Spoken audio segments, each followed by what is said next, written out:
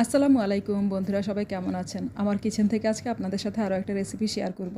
গরুর পায়া বা নিহারি রান্না করার খুব সহজ একটা রেসিপি শেয়ার করব, যা দেখে নতুন যারা তারাও রান্না করতে পারবেন। এই রেসিপিতে আমি ম্যাক্সিমাম গোটা মশলাগুলো ব্যবহার করেছি। এক একটা পেঁয়াজকে 4-5 ফালি করে দিলাম। এখানে মোট 4টা পেঁয়াজ দিলাম, 4টা রসুন আর 8-10 টুকরো আদা দিয়ে দিলাম। এখানে মোট 3টা জয়ফল দিলাম, আর জয়ত্রী, দারুচিনি, এলাচ, গোলমরিচ, অর্থাৎ মাংস রান্না করতে যতগুলো মশলা লাগে সবগুলো মশলাই দিয়ে নিলাম।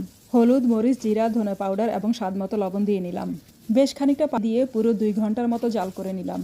আজকের জন্য রান্না এখানেই শেষ। কালকে আবার হাঁড়িটিকে চুলায় চাপিয়ে দেবো এবং আরও 1 ঘন্টা রান্না করে নেব। প্রতিবারই প্রয়োজন ভেদে পানি ফুটিয়ে নতুন পানি অ্যাড করে দিয়েছি। আমার আম্মা বলেন, নলার হাড় যত বেশি কষানো হয় এটা খেতে তত বেশি স্বাদ হয়। এইভাবে টানা 2 দিন সকাল বিকাল 2 বেলা করে 2 ঘন্টা করে জাল করে নেব।